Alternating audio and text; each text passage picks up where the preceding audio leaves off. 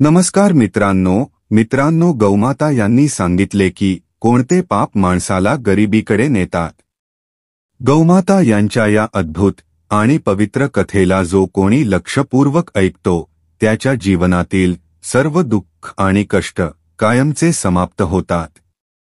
मग त्याला कधीही गरिबी आणि समस्यांचा सामना करावा लागत नाही।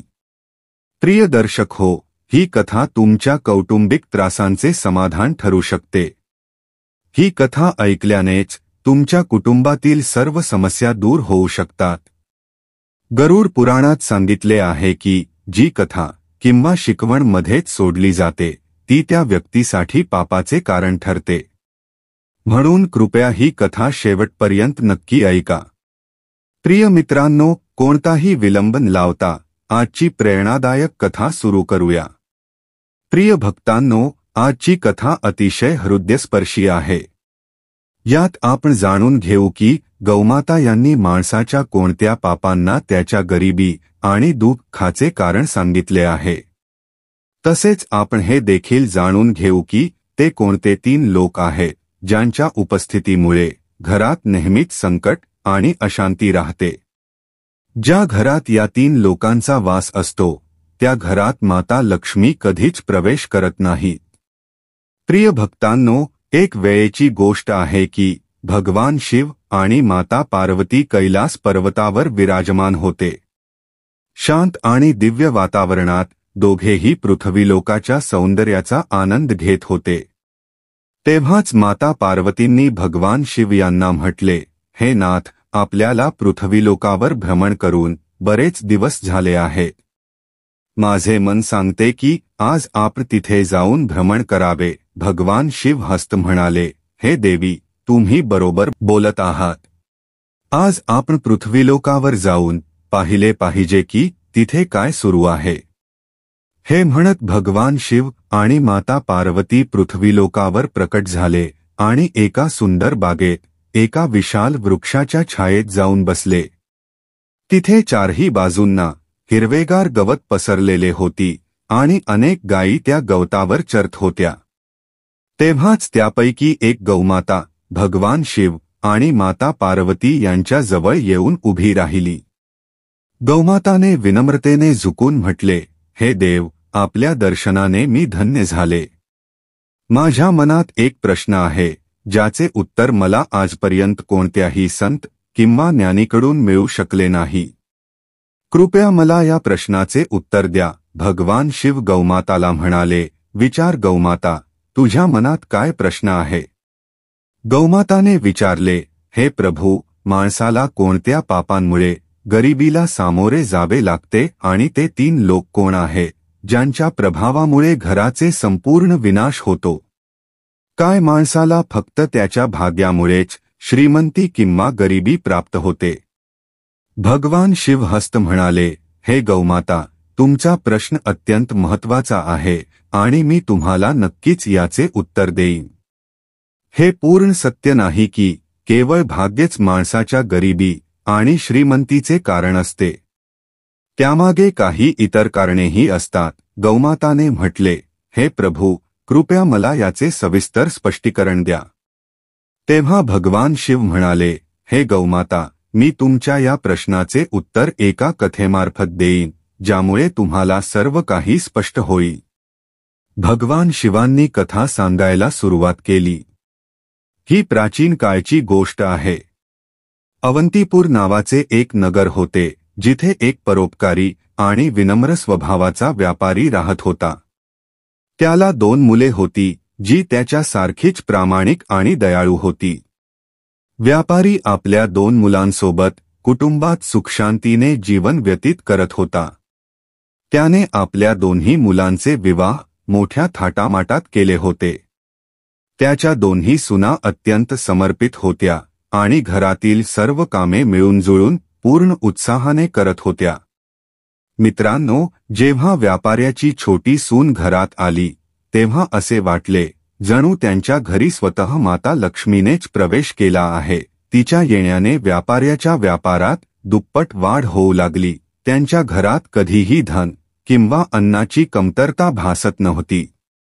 घरातील वातावरण अत्यंत शांत आणि सौहार्दपूर्ण होते.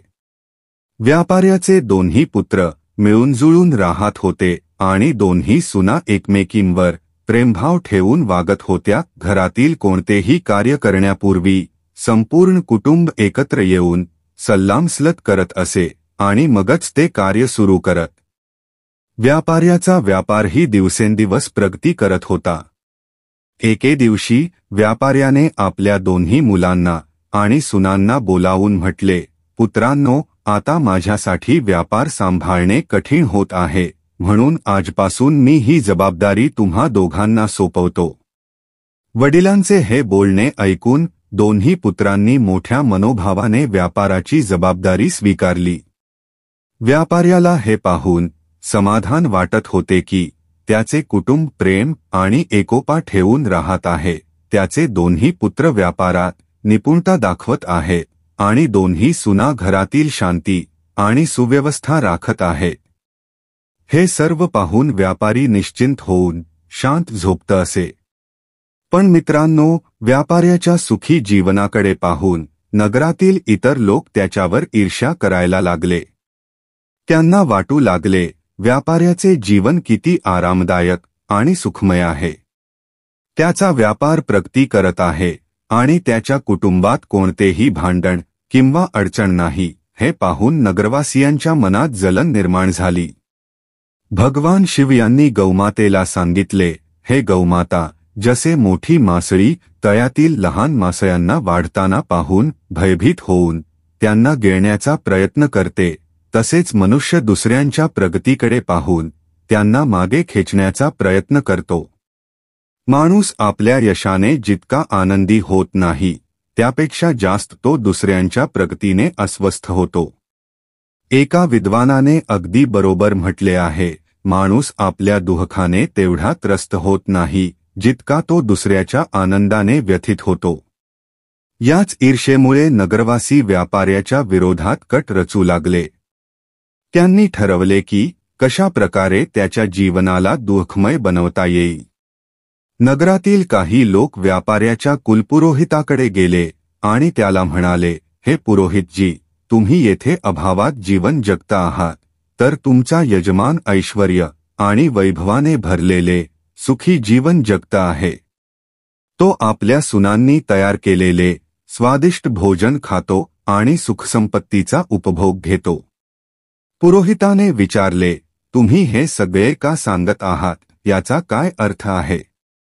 नगरवासीय म्हणाले, पुरोहितजी, आठवा, व्यापाऱ्याने तुम्हाला शेवटचे कधी आपल्या घरी बोलावले होते. जर तो तुम्हाला यज्ञ आणि पूजेसाठी बोलावणार नाही, तर तुमच्या उपजीविकेचे काय? तुम्हाला दानदक्षिणा कशी मिळेल? जर अशी परिस्थिती राहिली तर तुम्ही आणि तुमचे कुटुंब उपाशी राहाल. हे ऐकून पुरोहित विचार करू लागला, हे खरेच आहे, व्यापाऱ्याने मला खूप दिवसांपासून घरी बोलावलेले नाही. त्याचे जीवन सुखी आहे, पण माझे जीवन कठीणतेने जात आहे. हे विचार करताच तो अस्वस्थ झाला. नगरवासियांनी पुरोहिताला सांगितले, जर तुम्हाला हवे असेल की तुमचे जीवन सुखमय व्हावे आणि तुम्हाला दानदक्षिणा मिळावी, तर तुम्हाला काही असे करावे लागेल ज्यामुळे तुमच्या यजमानाच्या घरात काही अडचणी निर्माण होतील.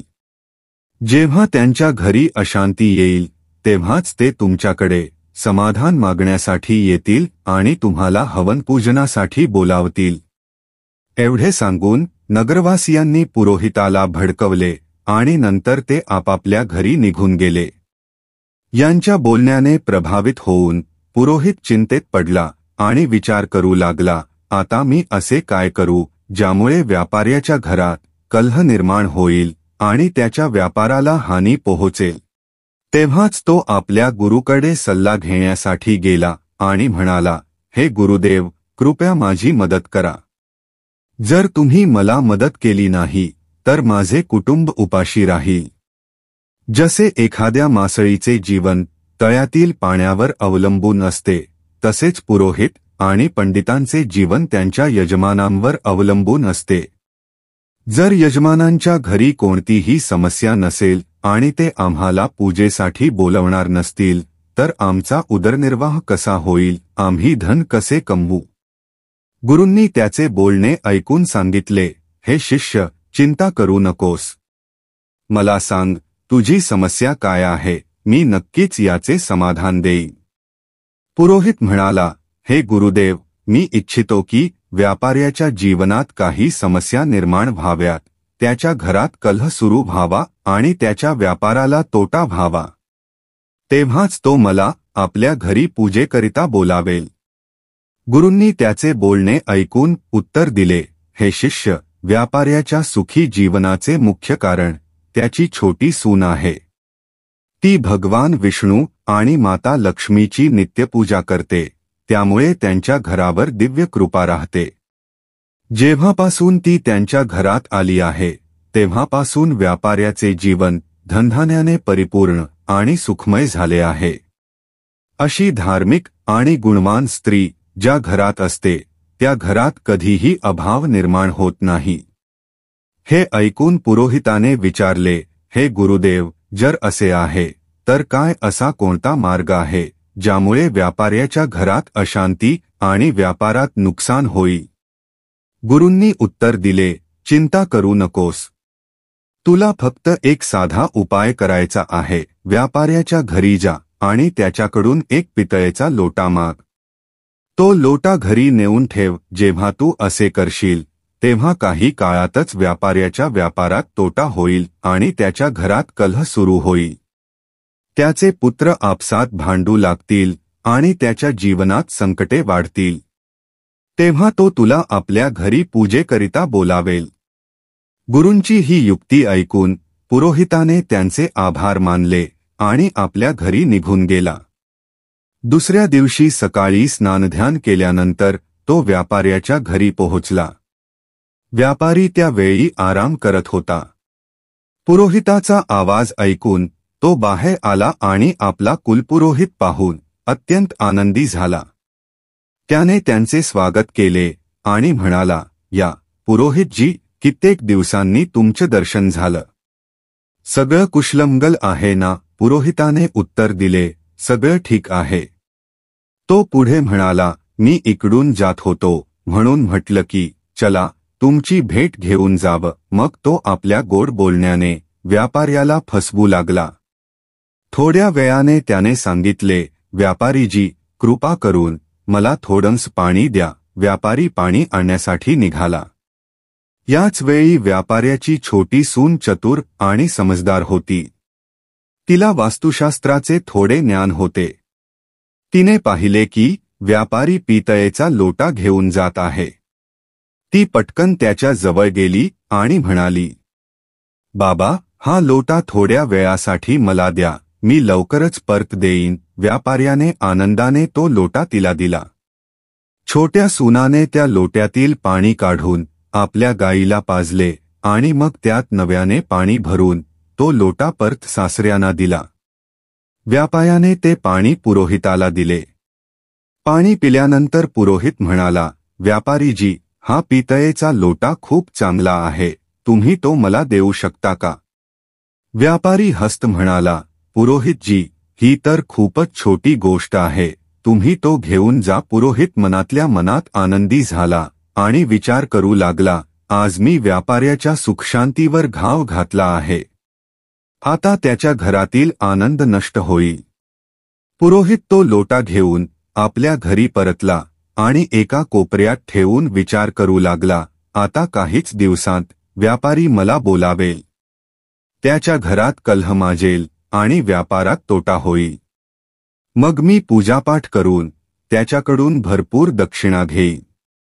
या विचारांनी तो अतिशय आनंदी झाला आणि व्यापाऱ्याच्या बोलावण्याची आतुरतेने वाट पाहू लागला. दिवस जात होते, पण 20 दिवस उलटूनही व्यापाऱ्याकडून कोणताही निरोप आला नाही. पुरोहित निराश होऊन पुन्हा आपल्या गुरुजींकडे गेला आणि म्हणाला, गुरुजी, व्यापाऱ्याच्या घरात काहीही समस्या आलेली नाही. तो तर नेहमीसारखाच सुखशांतीत आपले जीवन व्यतीत करत आहे. गुरुजींनी हे ऐकून आपली दिव्य दृष्टी वापरली आणि डोळे बंद करून संपूर्ण परिस्थितीचे अवलोकन केले. मग त्यांनी म्हटले, हे शिष्य, मी आधीच सांगितले होते की व्यापाऱ्याची छोटी सून खूप हुशार आहे. तिने तुझ्या कारस्थानाचा अंदाज घेतला होता. तिने लोट्यातील पाणी गाईला पाजले, त्यामुळे व्यापाऱ्याच्या घराची समृद्धी जशीच्या तशी राहिली आणि तुझे षड्यंत्र विफल झाले. गुरुजी पुढे म्हणाले, पण चिंता करू नकोस, मी तुझ्यासाठी आणखी एक उपाय सांगतो. आता तू व्यापाऱ्याकडे जाऊन त्याची गाई माग. हिंदू धर्मात गाईला माता लक्ष्मीचे रूप मानले जाते. ज्या घरात गाईचा वास असतो तिथे सदैव सुखसमृद्धी राहते. जसेच तू व्यापाऱ्याकडून गाई घेऊन जाशील तसेच त्याच्या घरातील समृद्धी नाहीशी होईल. पुरोहिताने गुरुजींचे आभार मानले आणि घरी जाऊन दुसऱ्या दिवसाची वाट पाहू लागला. तो विचार करू लागला, उद्याची सकाळ होताच मी व्यापाऱ्याच्या घरी जाईन आणि त्याची गाई मागून घेईन. मग पाहतोच की तो कसा सुखी राहतो. दुसऱ्या दिवशी सकाळी स्नान करून पुरोहित थेट व्यापाऱ्याच्या घरी पोहोचला. व्यापाऱ्याने दरवाजा उघडला आणि आपल्या कुलपुरोहितला पाहून आनंदाने त्याचे स्वागत केले. तो त्यांना आत घेऊन गेला आणि स्वादिष्ट भोजन वाढले. भोजनानंतर व्यापाऱ्याने विचारले, पुरोहितजी, आज आपल्या आगमनाचे काय कारण आहे? सगळे कुशल आहे ना? पुरोहिताने दुःख भरल्या स्वरात उत्तर दिले, व्यापारीजी, सध्या मी फार मोठ्या अडचणीत आहे. माझ्या घरी असलेल्या गायीने दूध देणे बंद केले आहे आणि माझ्या लहान मुलाला दुधाची अत्यंत गरज आहे. त्याच्या वयात त्याला दूध मिळाल्यास तो जिवंत राहू शकत नाही.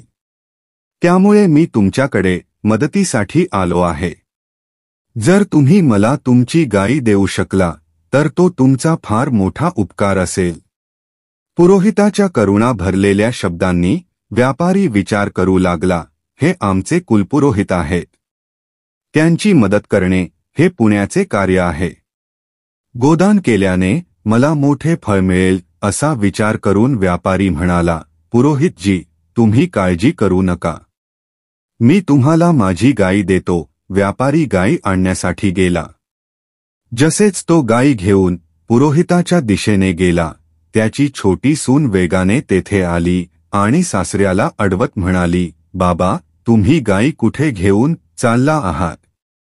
व्यापारी म्हणाला, मुली, आमचे कुलपुरोहित आले आहेत. त्यांच्या गायीने दूध देणे बंद केले आहे, म्हणून मी त्यांना आपची गाई देत आहे. छोटी सून पटकन म्हणाली, बाबा, कृपया थोडा वेळ थांबा, मी लगेच येते. ती आत गेली आणि एका वाटीत हळद व चंदन मिसळून त्याचा रंग तयार केला. तिने गायीच्या शिंगांवर तो रंग लावला आणि उरलेला रंग घराच्या मंदिराजवळ ठेवला. मग ती सासऱ्यांना म्हणाली, बाबा, आता तुम्ही ही गाय पुरोहितजींना देऊ शकता. छोटी सून हुशार व समजूतदार होती. तिने आपल्या घराची समृद्धी पुन्हा एकदा वाचवली. पुरोहित गायी घेऊन आनंदाने आपल्या घरी गेला आणि आपल्या अंगणात बांधून ठेवली.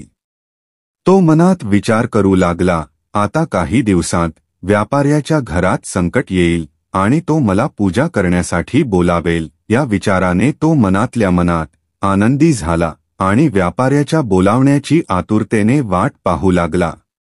पण अनेक दिवस उलटले तरीही व्यापाऱ्याचा काहीही निरोप आला नाही. पुरोहिताला हे अस्वस्थ वाटू लागले.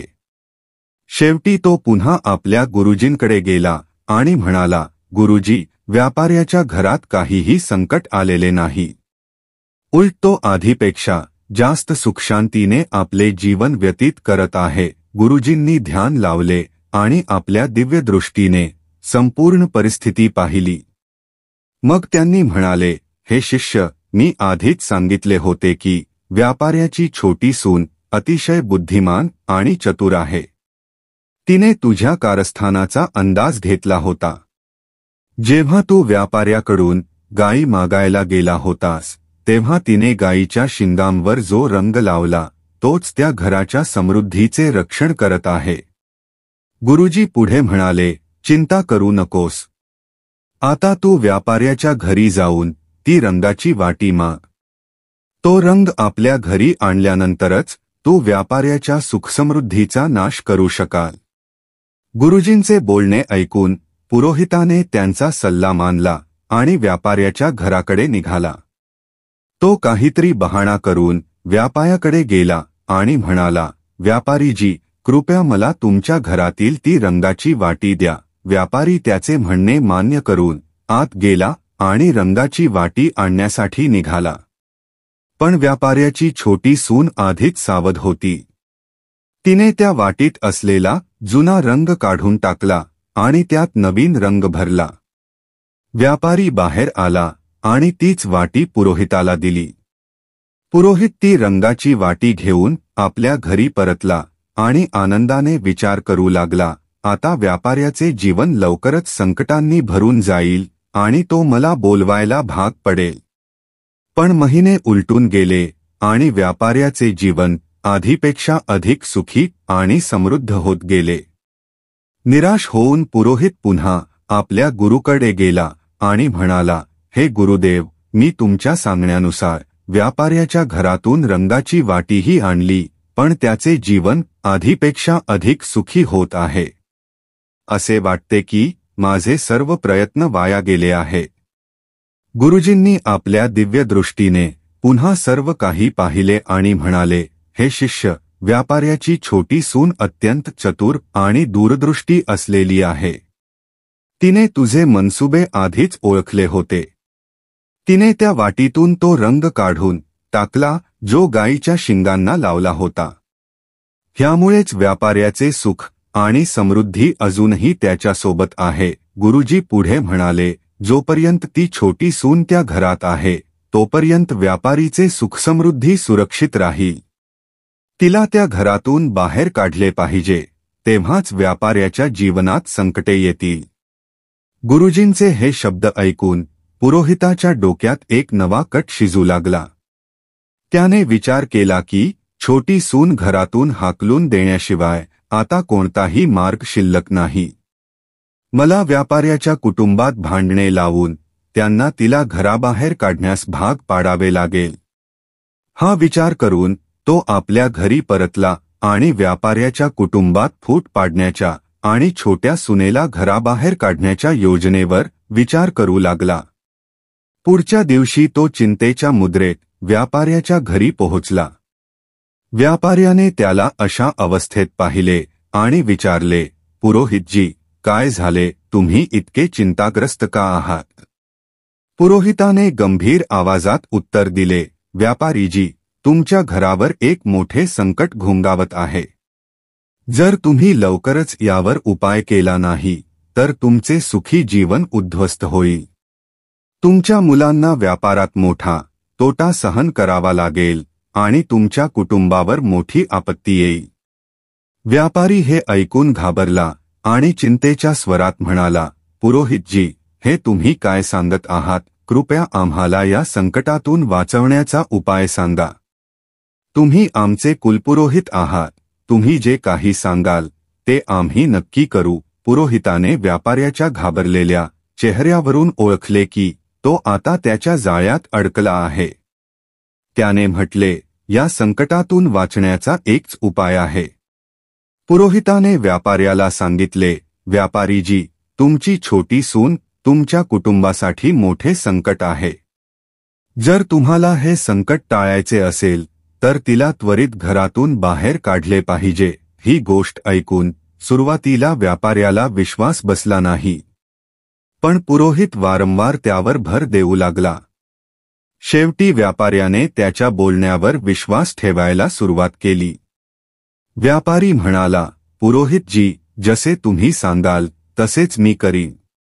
फक्त सांगा, मला माझ्या सुनेला कधी घरातून काढून टाकायचे? पुरोहिताने उत्तर दिले, व्यापारीजी, वेळ वाया घालवू नका. जितक्या लवकर शक्य होईल तितक्या लवकर तिला घराबाहेर काढा. हे सांगून पुरोहित मनोमनी आनंदी होत आपल्या घरी परतला. व्यापारी या परिस्थितीमुळे अत्यंत दुःखी झाला. तो विचार करू लागला, माझी छोटी सून तर खूप चांगल्या स्वभावाची आहे. ती केवळ माझीच सेवा करत नाही तर संपूर्ण कुटुंबाची काळजी घेते. मी तिला कसा घराबाहेर काढू, पण मग तो दुसऱ्या विचाराने ग्रासला. जर ती कुटुंबासाठी संकट असेल तर मी हा कठोर निर्णय घ्यायलाच हवा. मी माझ्या कुटुंबाला कोणत्याही संकटात टाकू शकत नाही. हे विचार करून व्यापारी आपल्या लहान सुनेजवळ गेला आणि दुःखी मनाने म्हणाला, सूनबाई, मला खूप दुःख होत आहे, पण तुला आजच हे घर सोडावे लागेल. तुझ्यामुळे आपल्या कुटुंबावर मोठे संकट येणार आहे. सासऱ्याचे हे शब्द ऐकून सून स्तब्ध झाली. पण तिला त्वरित समजले की हे सर्व त्या दुष्ट पुरोहिताचे कारस्थान आहे.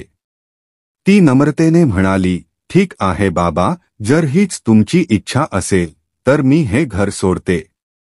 जेव्हा व्यापाऱ्याचा छोटा मुलगा हे सर्व पाहतो तेव्हा तोही राग आणि दुःखाने भरून जातो. ते दोघे एका छोट्या भाड्याच्या घरात राहायला लागतात. व्यापाऱ्याचा छोटा मुलगा अतिशय मेहनती आणि प्रामाणिक होता. काही काळानंतर त्याने शहरात आपला लहानसा व्यवसाय सुरू केला, जो त्याच्या मेहनती आणि प्रामाणिकतेमुळे वेगाने वाढू लागला.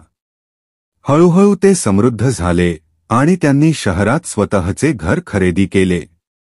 इकडे व्यापाऱ्याच्या घरी पुरोहिताच्या कारस्थानांमुळे परिस्थिती दिवसेंदिवस वाईट होत गेली.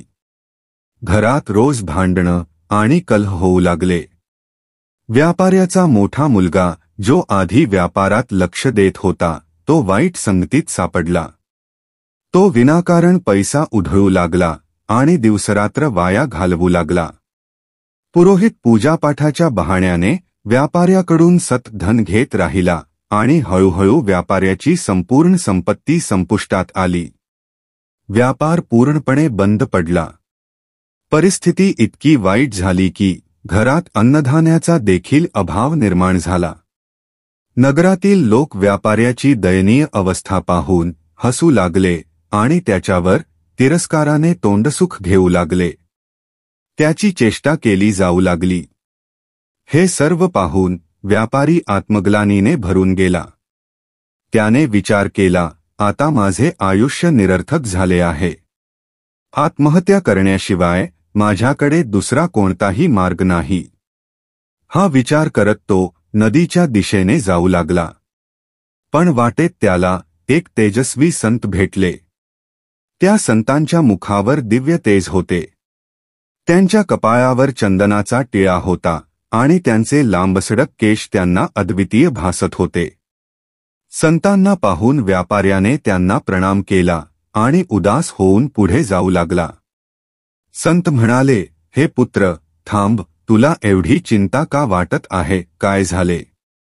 व्यापारी थांबला आणि त्याने संतांसमोर आपली संपूर्ण व्यथा सांगितली. हे ऐकून संतांना लगेच परिस्थितीची जाणीव झाली. संत म्हणाले, हे पुत्र, तुझ्या जीवनातील सर्व अडचणी त्या दिवसापासून सुरू झाल्या जेव्हा तू तुझ्या लहान सुनेला घराबाहेर काढले. संत महात्म्यांनी पुढे सांगितले, ती साक्षात माता लक्ष्मीचे स्वरूप आहे. तिच्या भगवंतावरील निष्ठेमुळे आणि नित्य पूजापाठामुळे तुझ्या घरी सुखसमृद्धी नांदत होती. संतांच्या या शब्दांनी व्यापाऱ्याला आपल्या मोठ्या चुकीची जाणीव झाली. तो ताबडतोब शहरात गेला आणि आपल्या छोट्या मुलाच्या घरी जाऊन आपल्या सुनेसमोर हात जोडून क्षमायाचना करत म्हणाला, सूनबाई, मला माफ कर. मी त्या दुष्ट पुरोहिताच्या बोलण्यावर विश्वास ठेवला आणि त्यासाठी तुला घर सोडावे लागले. पण आता माझ्या डोळ्यांवरील पडदा दूर झाला आहे.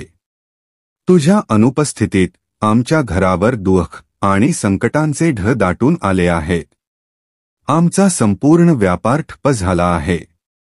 सासऱ्यांच्या या शब्दांवर छोटी सून विनम्रतेने म्हणाली, बाबा, तुम्ही चिंता करू नका. मी त्वरित घरी परत येते. तेही माझा घर आहे आणि हे घरही माझेच आहे. मी आधीच समजली होती की त्या पुरोहिताने आम्हाला घराबाहेर काढण्यासाठी कट रचला होता. नंतर ती म्हणाली, या जगात असे अनेक लोक असतात जे इतरांच्या आनंदाने जळतात आणि त्यांना उद्ध्वस्त करण्याचा प्रयत्न करतात. पण येथे मुख्य गोष्ट ही आहे की आपण कुणाच्या शब्दांवर विश्वास ठेवतो आणि कोणते निर्णय घेतो. जर आपण चुकीच्या लोकांच्या बोलण्यावर विश्वास ठेवून आपल्या स्वतःच्या कुटुंबाला तोडणार असू तर निश्चितच आपले घर उद्ध्वस्त होईल आणि आपली परिस्थिती दयनीय होईल. छोटी सून घरी परतल्यानंतर काही दिवसांतच व्यापाऱ्याचा व्यवसाय पुन्हा सुरळीत चालू लागला. त्याचे कुटुंब पुन्हा एकदा सुखशांतीने भरले. घरात आनंद परत आला आणि व्यापाऱ्याला समजले की एकता आणि योग्य निर्णय हेच कुटुंबाच्या भक्कम पाया टिकवण्याचे खरे साधन आहे.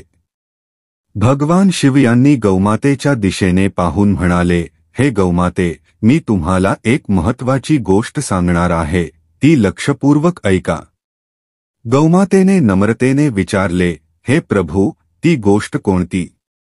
भगवान शिव म्हणाले, त्या घराचा नाश निश्चित असतो जिथे खालील 3 प्रकारच्या लोकांच्या बोलण्याला महत्त्व दिले जाते. गौमातेने विचारले, हे प्रभू, ते 3 प्रकारचे लोक कोण आहेत?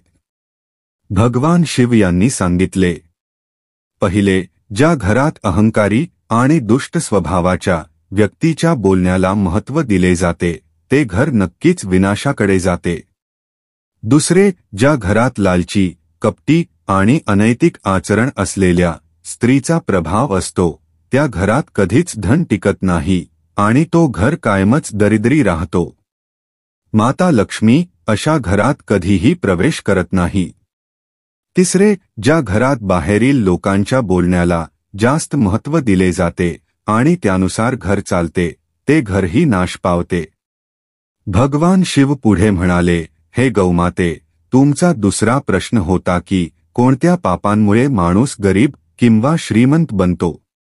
तर ऐका, भगवद्गीतेत भगवान श्रीकृष्ण म्हणतात, माणसाने कधीही आपल्या विवेक, मेहनत, बुद्धी आणि उद्योगावर संशय घेऊ नये.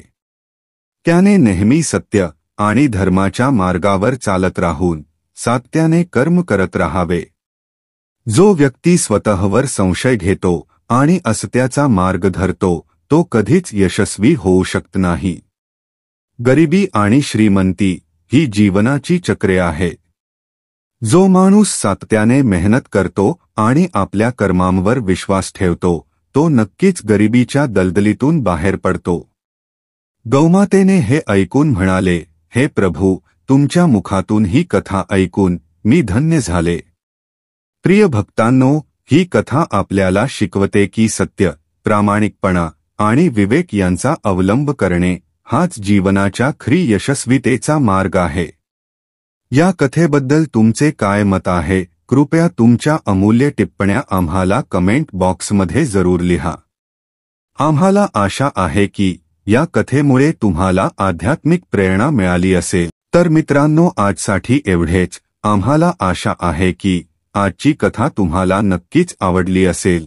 तेव्हा व्हिडिओला लाईक करा, शेअर करा आणि चॅनेलला सबस्क्राईब करायला विसरू नका. धन्यवाद. जय श्री कृष्ण.